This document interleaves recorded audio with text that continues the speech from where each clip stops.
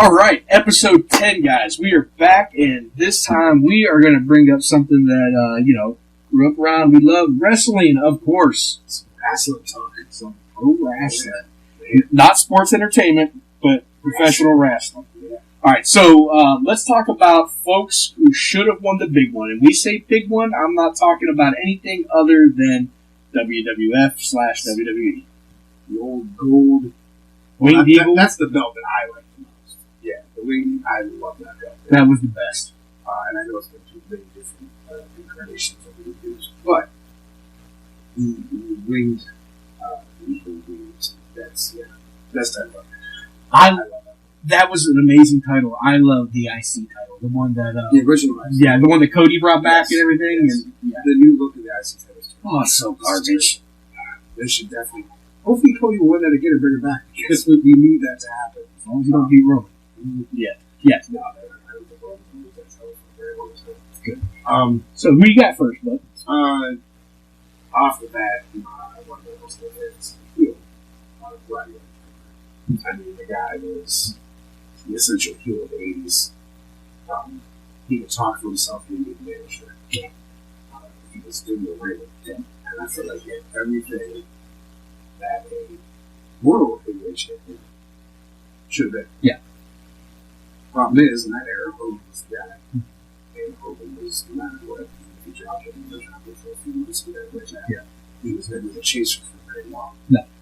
So he did have feuds with Piper and stuff, but of course, he never got the brass radiation at all. He wasn't in the Continental Champion with a great match with Bret Hart. Amazing match. That was a great match. Those two, anyone the tag team had those years down the road with Ric Flair. If you remember that, on the Cyber Sunday pay-per-view. Holy shit, that's right. Flair's partner with Yes. I think initially WWE wanted it to be Dusty Rhodes. Right. But it ended up being the Famous One. Yeah. So they ended up putting titles on it. I think the thing that I liked about Piper so much is that, even probably to the day he died, I know that that clip of, what was the talk show that they were on when he was in WCW? Bill Maher. He protected the business so much, man. I love Piper. He was solid. From my experience with him, I had a chance to work on the show with him. And it was genuinely nice. One thing that let me laugh. Dude was just, you can see, long story short, I helped the guy that was taking the photo ops. Because he was doing himself. And I did what I helped out. So I was taking to and from pictures to like inside and to back to them. So things that people did. And I remember going to the marketing interview these pictures. And they understand the way interview. Okay? Like, whatever, it's right. Right. Jim Hart said, we just do this thing, I walk in and he sets the pictures down and say, oh, pulls the first one up and look at that beautiful thing. Look at that beautiful thing. Just beautiful. What a beautiful thing. Yeah.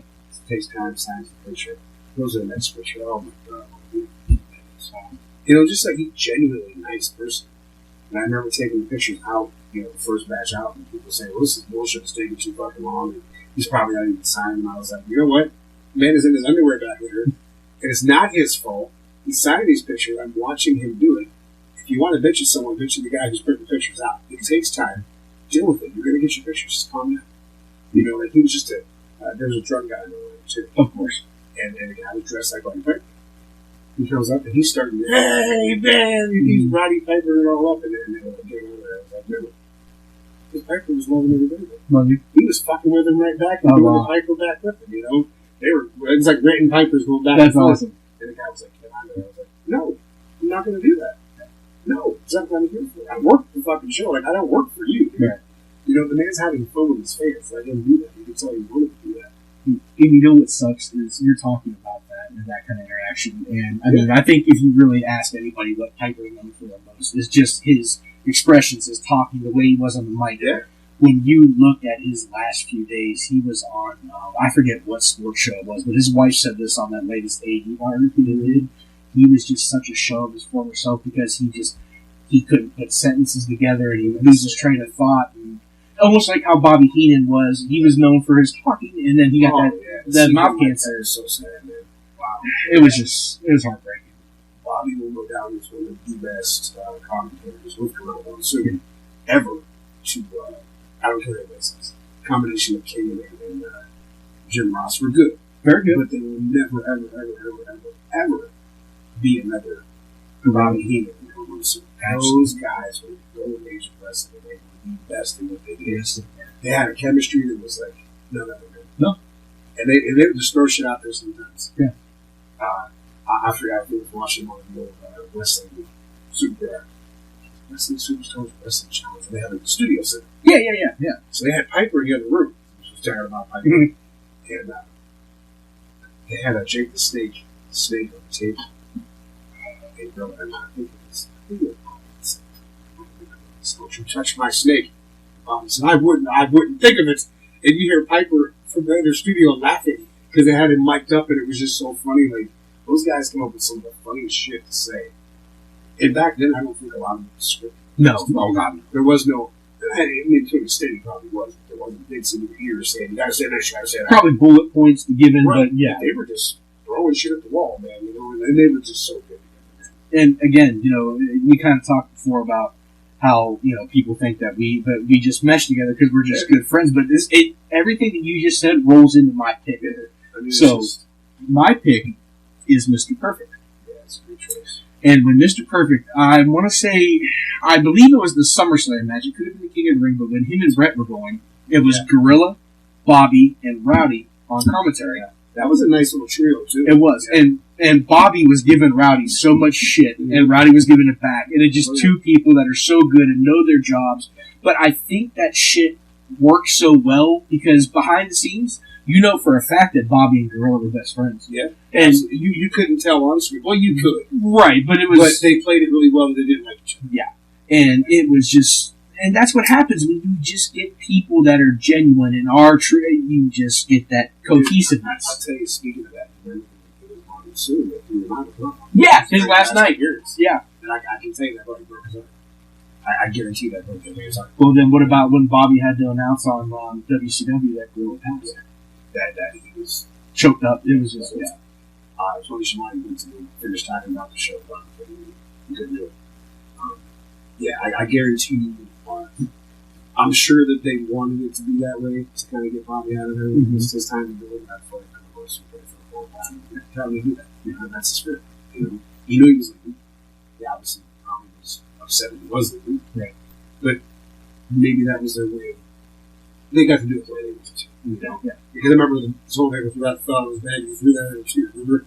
He had all that shit he had in his bag and stuff. So was that the episode that he was trying to get into the building the whole night? It was just like the woman and stuff. Yeah, I think that. I don't know if that was that episode or not. Or did that lead up to it or it something? It might have. But I remember those episodes. I remember they were outside. And he was like, "Excuse me, how do you get into the Bobby Heenan?" No, I mean, no. Yeah, those are great. So great, man. But yeah, Mr. Perfect, though, he's got to be my pick for one of the guys that should have had the big one and never did. Because it was just, God, his work was so great. His selling. I'll tell you, the gimmick was almost spot on. Yeah. He kind of was the perfect wrestler. Mm-hmm. I mean, he really was a damn good worker. Yeah. I mean, he lived it to the mark. Yeah. He really did. Like, you couldn't get that everything. No, and all the vignettes, I guess, like, I mean, it may have taken a few takes to do, but he did those actual, he was hitting the bullseyes, he was hitting the home runs, and that is a God-given gift. Mm-hmm. And he's the kind of guy that, even though, yes, he was part of the Heenan family, and had Bobby Heenan, he didn't need it. No. They could talk easily on their own, he didn't need it at all. He is hands down, and like I said, his matches, SummerSlam and King of the Ring, those are two of my favorite matches with Bret Hart. Big guys.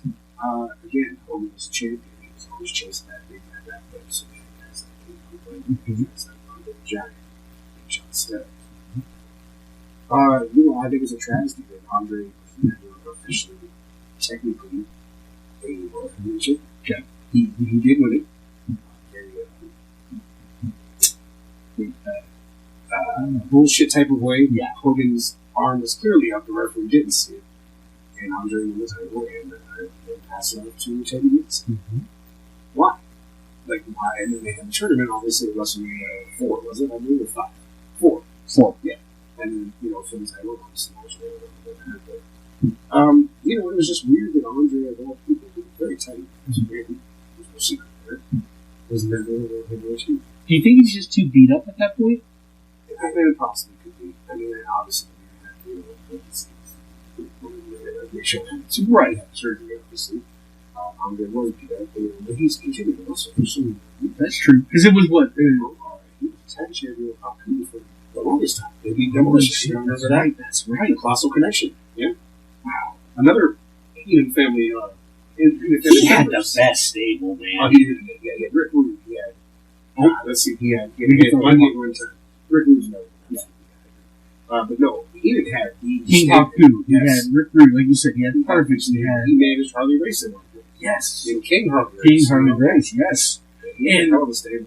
Harley is one that I think, even though yes, he did win the NWA title. Yeah, he was more big in the NWA time. When he came to WWE, I think he was towards the Twilighters. Yeah, I don't want to say he was like washed up because he wasn't. He was still getting the wrestler. It's just I feel like he was. I don't want to use the word past his prime either. I just think at that point, Vince took those guys and that first year, almost like Locked it now? not a mocking at it, but almost like a hey, you didn't sign up to do so. Like an example. Right. You were NWA territory. Gotcha. I'm not gonna push you like you do anyway. Gotcha. And I think that was just a pattern of Vince. He doesn't, in my opinion. God, it's got to be. Let's be honest. Now, if you're talking big guys, I got to bring up Bam Bigelow. God, he was so good. I think he did lack more in the. I mean, he cut a short promo, but I think he's someone that would definitely have needed a mouthpiece. When he had Humperdinck, I don't think Humperdinck was. No. Humperdinck was more like a knockoff of Captain Dick. Yeah, He absolutely. was loud, screaming, take a, yeah, we're gonna get a baby, blah blah blah. You know, and it's like, it didn't work. You know? So, do you think someone like Bobby or more like a Jimmy Hart would, or even or Slick? Who do you feel would have been a good manager? For someone like Bam Bam, Bobby, or Jimmy Hart. Yeah. Either one. Honestly, either one. Slick. I think Slick's an underrated manager. Oh, so much, yes. Big time underrated manager. One of the best fucking entrance music we talked about before. John Soul, bro, is and always will be one of the greatest WWE themes or WWF themes of all time. Super underrated. I thought he was a great character. He got so much detail, and he was just a fun ass dude. I'm telling you, I love his promos. They won't even let me eat my yard. I love that. If you haven't seen Kyle Driver, find it. I have a VHS still. Find it. It was fucking great. Love is like an argument. Kyle Driver. Okay. Yeah, but no, dude, Van Damme was great, and he had a look at him. This dude was decent. And had great matches with tags, great matches with. Yes, dude, yes. And he was doing just as good when he was in the Triad in WCW with Canyon and DDP. The dude was killing it, man. He was a damn good worker. I think it's even as a heavyweight champion. Big guys don't get enough love. I mean, they were always there. Again, in the Hogan era, it was guys like that came out of nowhere. And then you got guys like Tugboat, Typhoon, and then you got all these big guys back then. Big guys was a big thing then, you know. I want to say Vader, but I mean Vader did get a lot of fame in Japan and WCW, but when he came to WWE, he got shit on. Yeah, Vader's another one that I feel like he was so WCW for so long. Longer than WWE. We're not going to do that. He had great matches with Michaels. He had great matches with Foley. Yeah, they had some really good stuff. It just wasn't good recognition. Did you ever see the match where he actually got his fucking eye popped out? Yes, disgusting. And that happened at the beginning of his match, and he fucking finished that whole thing. Dude, I'd be done. My eye popped out in the match. I'm done. I'm done, dude. I mean, I don't care how much adrenaline I have flowing. My fucking eye is not in my socket. Face, okay? Yeah. You know. If there's ever a reason not to continue a match, man, that's got to be it, dude. But this motherfucker, you know, talking about big guys, though, just because we're on the subject, one who actually did get to see the really difference in the show Brazil. Oh, Yoko could fucking work and move like a cruiser. That man was 500 some pounds and could go. I mean, he was in there. It was a damn good heavyweight. You know, I thought. Do you remember the fucking job guy he damn near killed because he slipped by accident? Oh my god! That drop. Yeah, that was. Dude. And Corny was talking about that. James Cornette, he was talking about that. He's like, Yoko usually hits that dead on, and just that one night, he's that poor motherfucker. They tell you, man, it's not going to work for everybody. Accidents happen. People think it's fake, but it's really not. You know, it's really not. I'd love to see a motherfucker call it fake and come try it. Man, You know who I think would have been a fun champion? Who's that? Even if it wasn't per se the main champion. But Jim Carrey, dog. He was so over, dude. He was. Everybody loved JYD. Like, he was just, and this is when you can, and again, I don't want to get into this system, but that was a time where I don't know what champions were crowned at that time. You know, you had like Rocky Johnson, where that was the main history becoming the first half of the champions. There wasn't a lot of black heavyweight champions. You know, they broke that stereotype. It took years. It did. But they finally broke that stereotype. But there was guys like JYD who could have easily carried that title because he was so over with the crowd. He's very fun and entertaining person to watch. The one thing I have learned by listening to Cornette a lot is they talk about JYD and how, I believe it was the early 80s, how big he was in Louisiana, and Bill Watts used him like in Mid-South, and just, he was, like you said, over, huge. And they really, I think, dropped the ball. Yeah. At a time and territory for people. Yes. Very nice. But he was still... Yeah, but they still loved him. There's something about him, man. He was just over with people. Felt, man. Yeah. I'm telling you. Look at a person like Kamon. Talking big guys. Look at him. Because I love that gimmick. He's a fucking Ugandan savage. Like, holy shit, you know? Those kind of gimmicks to me were fun. Like, Kamon or Papa Shango. I love Papa Shango. Absolutely love them. But we're talking guys that never won the title. Man, you said it, and you got to go with Rick Rude. Yes. Was a great workhorse. He was the Dolph Ziggler of men. Yes. I really feel like him and Kurt Hennig could be considered the Dolph Zigglers of that time. I've always said to me, Dolph Ziggler is a combination of Rick Rude, Kurt Hennig, and just a tad bit of Billy Gunn thrown in there. Yeah, I can see that. I mean, and Dolph, okay, you know what? I don't count that fucking Money in the Bank cash-in that he had as a championship. I mean, even though technically he'll go down, but it was the big gold belt. It wasn't the actual WWF championship. Dolph Ziggler, in my opinion, should have had at least a good. That was the title they gave the people that gave the WWF. Yes, and that's the one that had all the lineage. That was the little WCW one was, which is sad because Dolph's a good wrestler. Yes, he's a good wrestler. I don't see connects with crap. They either love you or hate you. Some like both. I don't see the problem. He spent 7 hours in Summit straight. Okay. I'll let that one go. She spent a lot of time in jail too. But anyway, let's see. People are on the title. But yeah, we were at Rude, Ziggler. Yeah, who else? And, you know, another person who I feel could have won a title and then won straight away was Sudafo. I was actually you read my mind. Easily have been Intercontinental champion. Yes. Easier. Should have been. Yes. Over as hell. Had a fun gimmick. You know, when he started barking and stuff, it was a little crazy. You know, that shit. But again, if we're going to talk about Ricky Steamboat, Rick Steamboat could easily have been never been healed. Man was a face the entire. Very, very nice man too. Had the opportunity to shake his hand with time. Yes. Very, very nice.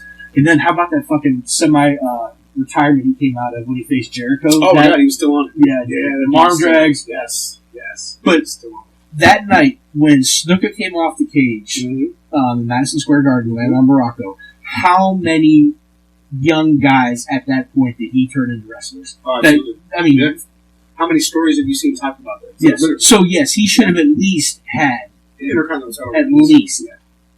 There's a lot of guys back then that never had any type of anything. You could have easily put an Intercontinental title on Hacksaw Jim Duggan because he was so old.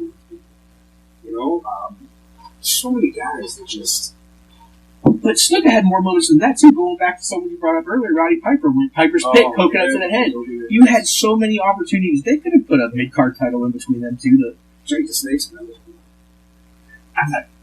Personal stuff aside, him as Jake the Snake in that time, in that era, the promos, selling, the psychology, the look the camera, second to none. Nobody else could ever touch that. Easily could have been a champion. Easily could have been a champion. Was supposed to have a feud with him when he got shit because he was sort of cheap. Yeah. And they just said, "Well, get away from him."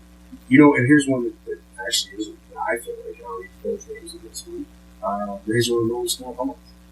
Razor Ramon as that character should have been a WWE champion. So it was.